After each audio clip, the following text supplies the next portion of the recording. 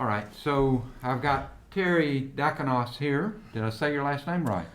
Close. Dockenhouse. We say Dockenhouse. Dakenhouse. Probably the correct pronunciation is Daschenhaus. Daschenhaus. Haas, I think, is the real Oh, German. now that's German, huh? Yes. So. Daschenhaus. Okay.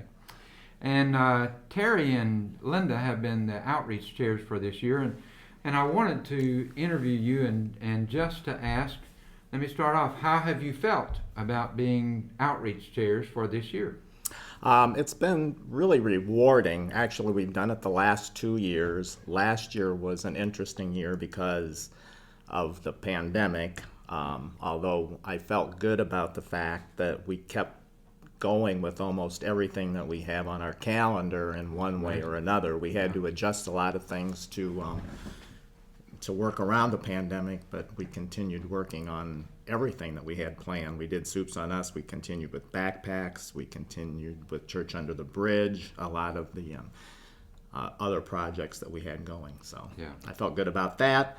It's been rewarding. It's fun to serve others in the community. We like doing that.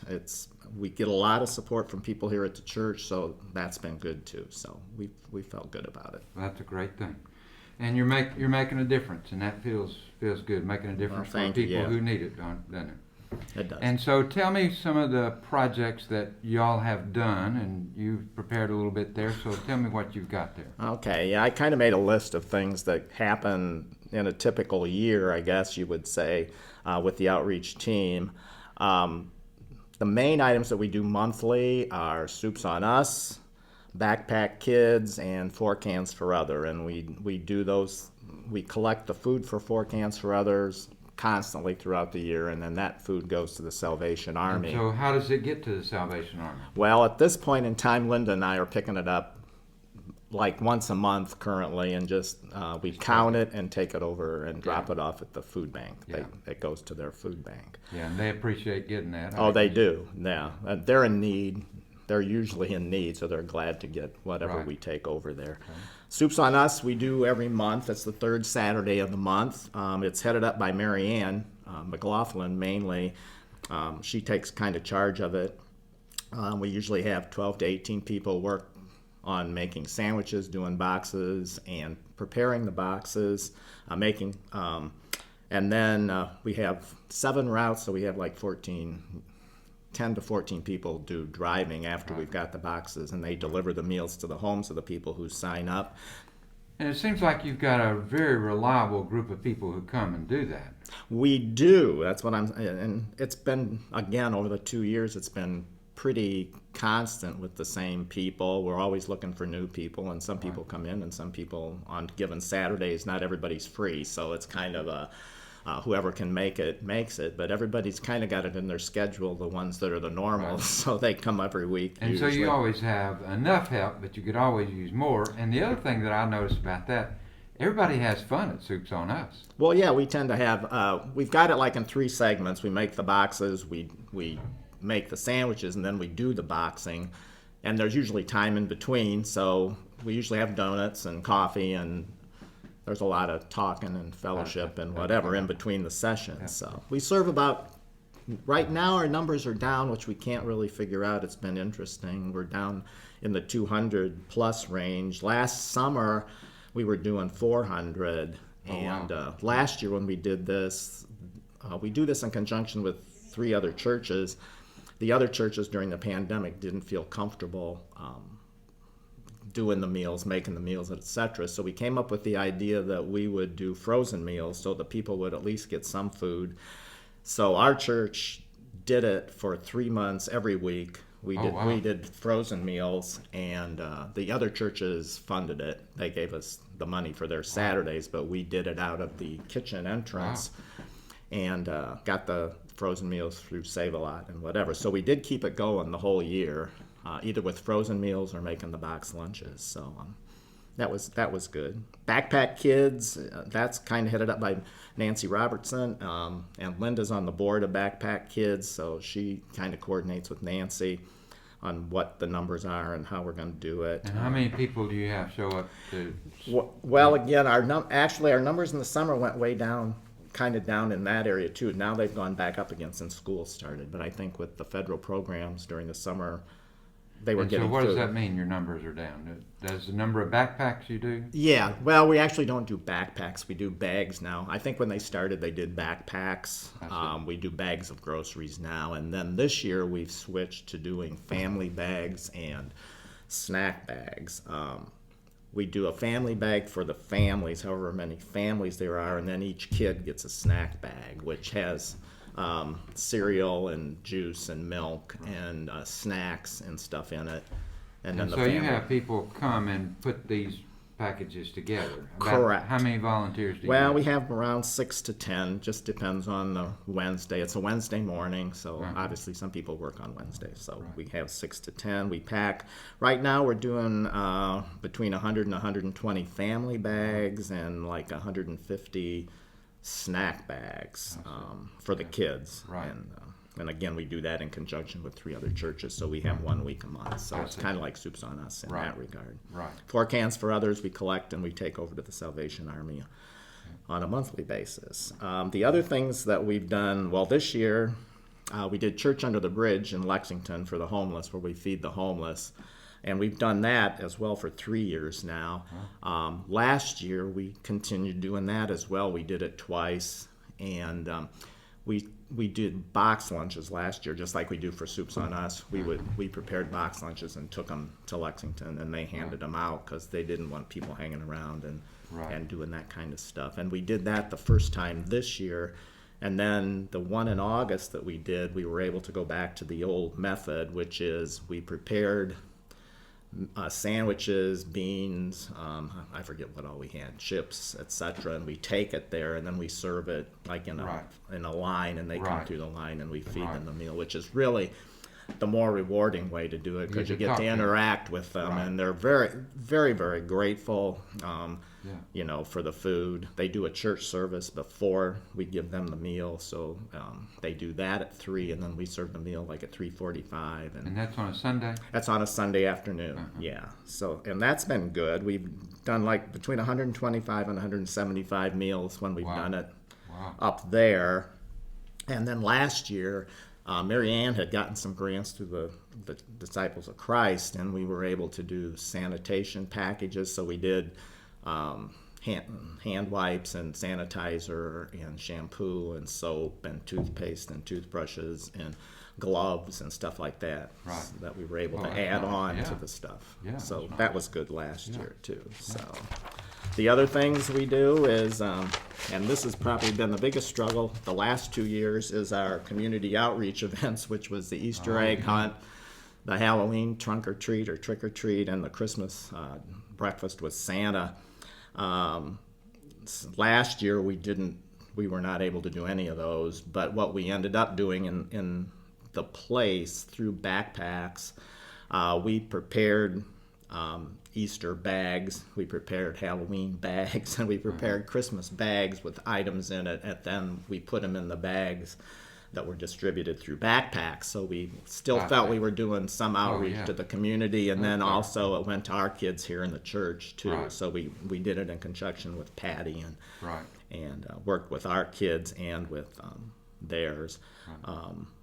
We're doing our Halloween event this Sunday, hopefully, with sun.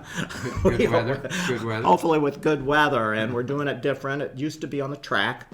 It was track or treat, but due to the pandemic, we're a little nervous still about getting all these kids in one building, and so we decided to try it outside. So we're working with Patty and the children's ministry on doing it out in front of the church. We've got 22 people signed up for tables. We're going to have 4 games, and hopefully it'll go well, and the kids will have a good time, and we'll get some people from the community. We put notices in the backpack bags.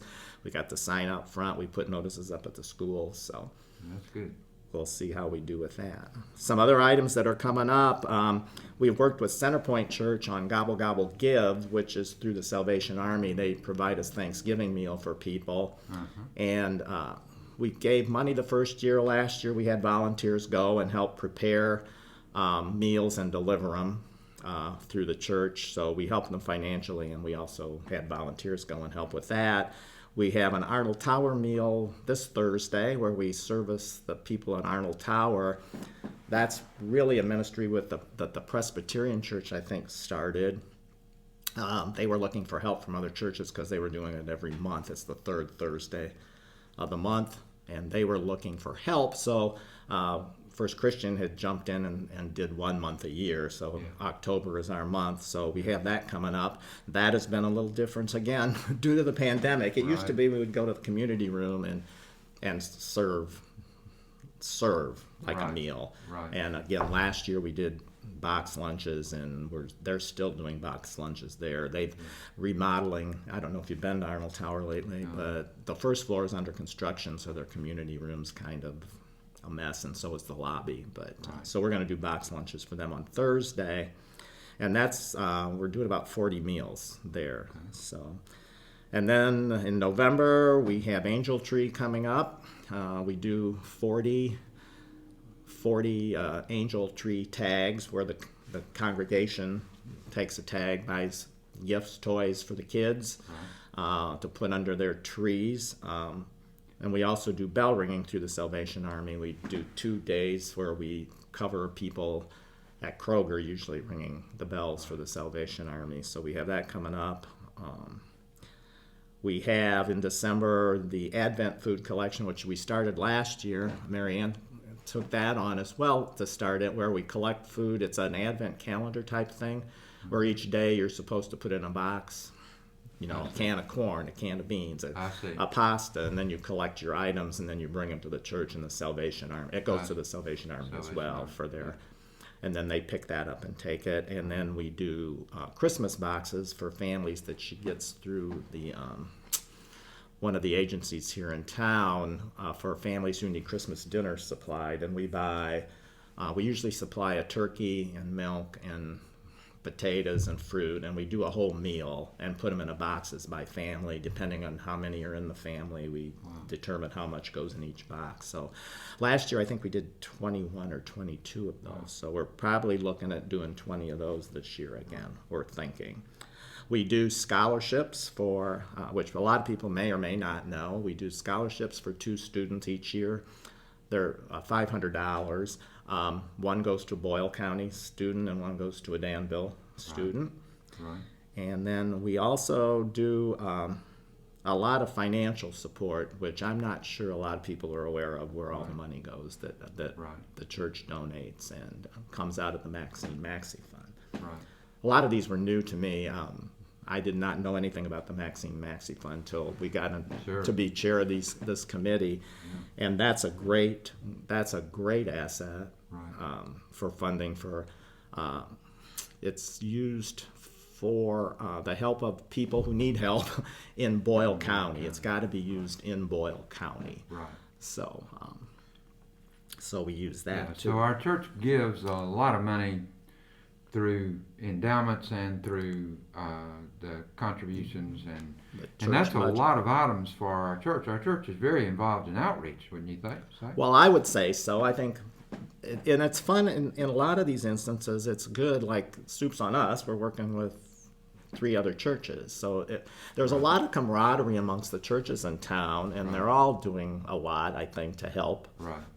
Like in that regard, we work with Lexington Baptist, St. Peter and Paul, and Presbyterian Church, correct. The Backpack Kids, it's a different group of churches. It's Indian Hills and us. And to be honest, there's a Junction City, I think, maybe Baptist. There's a different group. But all the Linda's on the board, so we were talking about that yesterday, that she had a board meeting, and the other churches like the Presbyterian Church and the Catholic Church, they do a lot of financial help. Right. People think it comes from donations, but actually the food's purchased through God's Pantry, because that's the cheapest way to get it and whatever. Right. And that's been a little hard too recently. The supply chain on all these things has gotten very interesting. They're having trouble getting food. I do the buying for Soups on Us, and we're having a difficult time. And it's funny, you're working with Joey Pusateri. Well, I am now. Yeah, I'm working with Joey now. He's my rep at Gordon, so I'm calling him a lot. I said, you're getting tired of hearing from me, I'm sure. But it's the paper. It's interesting. Like our styrofoam bowls. Well, last month I'm ordering 2 months at a time, and last month when I ordered, I didn't get hamburger buns, napkins, styrofoam bowls, lids, or boxes. Oh, wow. We were able to cover with some mix and match, but right now it's the bowls that are the big styrofoam for some reason. Those items are really getting hard to get, and I had Sherry order some through Amazon, and we didn't get them through Amazon either. So we switched to paper or whatever, cardboard bowls this month, but they're more expensive, and in the long haul, they're probably better, to be honest, but they're more expensive. But that whole supply chain thing is becoming interesting too. So I understand that you and Linda have done this for 2 years. Correct. And so we're going to be recruiting a new person to do that next year. Correct. But I want to know, are you going to help these people? Well, definitely. We're not going anywhere. We just want to have a little more freedom to run and I'm vacation and do some things that we do. Right. It's been great, and we love doing it. But a lot of this happened. Mary Ann got us into Soups on Us, and then I became the purchasing agent for Soups on Us. And that's kind of how it started. And then we would go and help with Backpacks. Well, then Backpacks was looking for people to be on the board, and the lady who had run it through our church previously had moved out of town, so Linda got into that. So in some of these areas, it's just kind of taken on. But Soups on Us kind of runs, to be honest, there's enough of us now that kind of know what we're doing. It kind of runs itself. Backpack for Kids kind of runs itself. Right. And the 4 Cans for Others, which are the monthly items, is just collecting and taking the food to Salvation Army. So those are not the hard part. The difficult ones are, and I shouldn't say difficult, but the ones that take more planning are the trunk or treats and the Christmas and the whatever. And it's just been an interesting 2 years. Right. Because we would plan it, and then we don't know if we can go ahead with it. Right. So we tried to figure out ways. We were just trying to figure out ways we could do something in the community without. And now Patty has taken on a lot of that.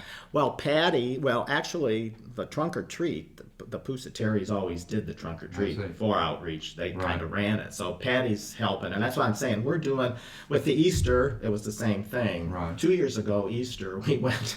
She wanted to go to the kids' houses, so we packed up the bags and we did Easter eggs, and we would go to the houses and hide the eggs in the yards of our kids. Right. And then we'd ring the doorbell, and there were 2 of us that were the bunnies, and so we would.